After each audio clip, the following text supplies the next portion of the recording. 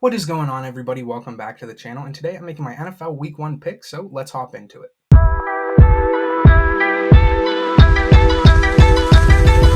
And if you like these types of videos, please consider subscribing. We are almost at 2,000 subscribers, which is just crazy, so I thank all of you for that. But anyway, Week 1 is this week, kicking off with Thursday Night Football. I will get to the picks in a minute, so if you want to skip ahead a minute or so to get straight to the picks, feel free to do that. But just a quick disclaimer, I'm not a betting person, so I'm not doing this for the money. I just do it for fun, to have a conversation with you guys down in the comments, just like a little community type thing. But if you want to use my stuff for betting, I don't care. Obviously pick the winners, that's the money line. I give a score so you can determine the over, under, and the spread with that. So I'm not doing this for that purpose, but if you want to use my information, I'm not an expert, but if you want to use it, feel free to. But just know that I'm just doing this for the fun of it and just to have a conversation about football each and every week this season. And for you guys that have watched my videos last season, I will be doing them a little bit different this year just because I don't have as much time this year as I did last year. So there will be a little bit of a difference. So let me know what you guys think about that or just ways to improve the channel. But without further ado, let's just hop straight into the picks. Week 1, Thursday Night Football, we have the Ravens at the Chiefs. So it's the defending Super Bowl champions, the Chiefs, kicking off the season once again. They did last year on Thursday Night Football against the Lions, which they did lose. So it is an AFC Championship rematch. The Ravens looking to get revenge on the Chiefs, obviously, for knocking them out, making it to the Super Bowl, winning the Super Bowl. And the Chiefs last year started off the season pretty slow. They lost to Detroit. They kind of struggled out of the gate. And a lot of people, I don't want to say wrote them off because we all knew the Chiefs were going to be good. But we were just like, oh, they're not going to be the top dog anymore. Well, yeah, they proved us all wrong. But I think the same thing is going to happen again this year. I think they're going to start the season off pretty slow. And I do think the Ravens will pounce at that opportunity and knock off the Chiefs in Arrowhead at home in Week 1. So I do have the Ravens getting an upset over the Chiefs Week 1, a pretty close game. And I have them winning it by a score of 23-20. And then we have a Friday night football game between the Packers and the Eagles. And this is actually taking place in Sao Paulo, Brazil. I think I said that right. I apologize if I didn't. And it's kind of funny because the team that plays down there, I know it's a soccer team. I don't know the name off the top of my head, but their arch rivals are green. So green's banned from the stadium. But the NFL is just we'll send 2 green teams down there. I know the Eagles, I think, are going to wear black. So I'm not sure what color the Packers are going to wear. But just kind of a funny, why did the NFL do that type of thing?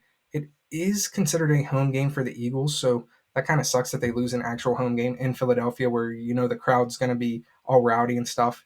But who knows, maybe there'll be a really good turnout in Brazil. It's the first ever game there, so we don't really know. And both these teams are kind of up in the air a little bit, in my opinion, just because it's the Packers exceeded expectations last year. I know they have bigger aspirations this year. The Eagles, on the other hand, also have huge expectations coming for the season. I think both of these teams will have explosive offenses. And I think this is going to be a shootout in Brazil, hopefully with no guns. But anyway, I do have the Packers winning this game against the Eagles by a final score of 35-27.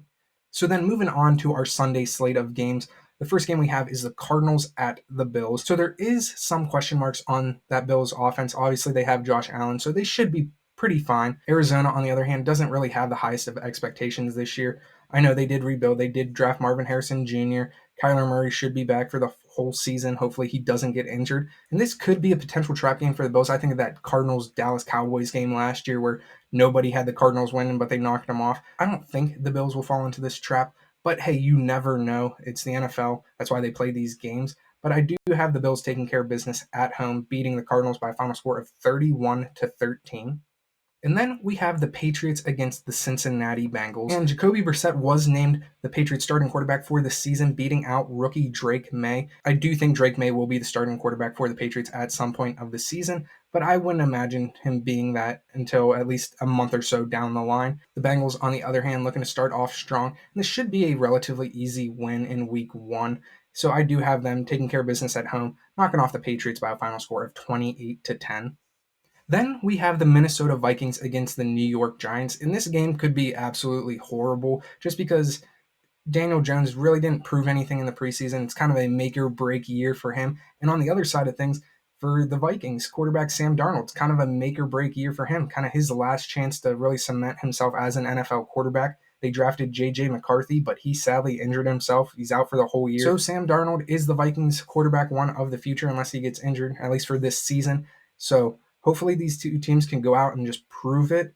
I think this could be the sloppiest game of the week, and that's why I do have it as one of the lowest scoring games of this week. But I do have the Vikings beating the Giants on the road. I just think the Vikings overall have just a little bit better of a team, a little bit more of a complete team than the Giants. So I do have them edging out the Giants by a final score of 17-14.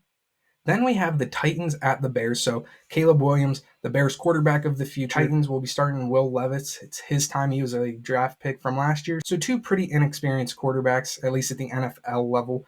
And the Bears, they feel like something special's brewing up there in Chicago. And when I was looking at these two teams side by side, I do think the Bears have a more complete team. And so for that reason, I do have the Bears getting this win. Caleb Williams gets his first career win in his first career game by a final score of 20-16. So continuing with our Sunday slate of games, we then have an NFC South battle, our first division matchup of week 1. I know last year it seemed like we had a ton of divisional matchups to start the season. This week we only have a few. We have the Carolina Panthers at the New Orleans Saints. So Bryce Young didn't really have a great rookie year, hoping to rebound here in year 2. The Saints, in my opinion, are a middle-of-the-pack type of team. They're going to be right around 500 at year's end. They're going to be competitive. You can't really write them off, and that should be enough for them to beat the Panthers. I don't really have too much to say about this game, other than I do think the Saints will get the job done at home and win by a final score of 24-14.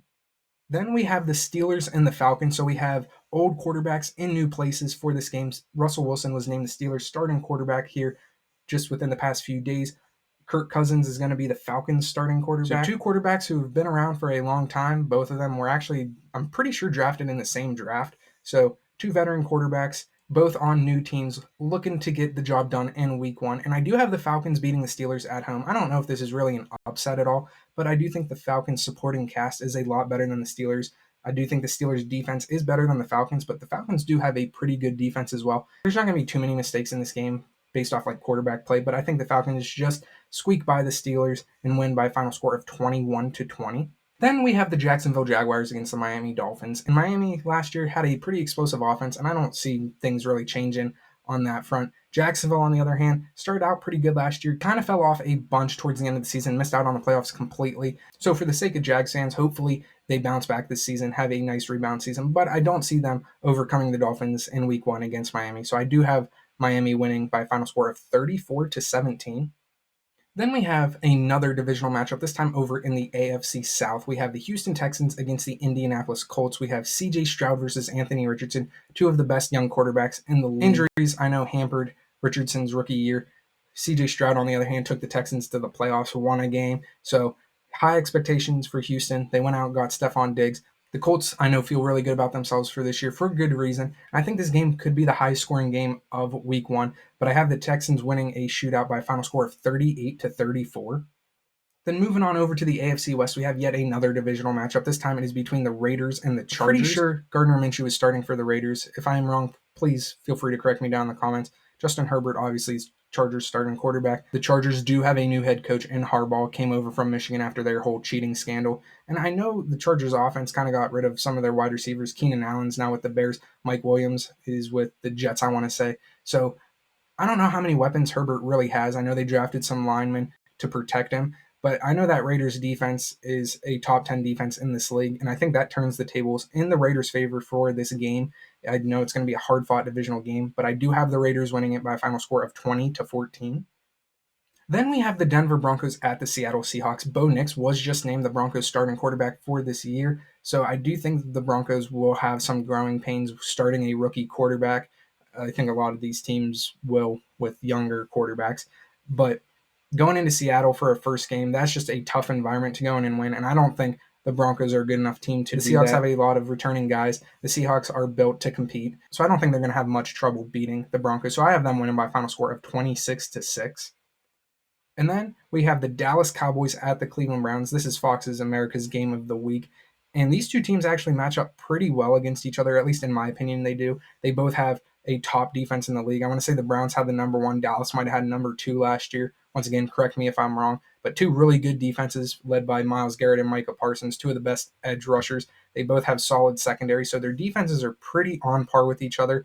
Both of their running back rooms are kind of suspect. The Browns don't have Nick Chubb. The Cowboys, they did bring back Ezekiel Elliott, but he's towards the end of his career. So there's kind of questions in both running back rooms. Both these teams do have good receivers, CeeDee Lamb, Amari Cooper. So these teams match up pretty well, but I think the thing that gives the Cowboys the edge over the Browns is Dak Prescott over Deshaun Watson. Deshaun Watson hasn't proved anything really for the Browns. He was 6-1 last year for them, but one of those games didn't really count because he only played like a drive, and it was really just the Browns were just that built of a team that they were to win, kind of like in spite of him. So I think with Dak Prescott's just consistent play, edges the Cowboys over the Browns just by a little bit. So I do have the Cowboys winning on the road against Cleveland by a final score of 24-21. Next, we have the Washington Commanders at the Tampa Bay Buccaneers, and Jaden Daniels, yet another rookie quarterback, is making his NFL debut week 1 for the Commanders.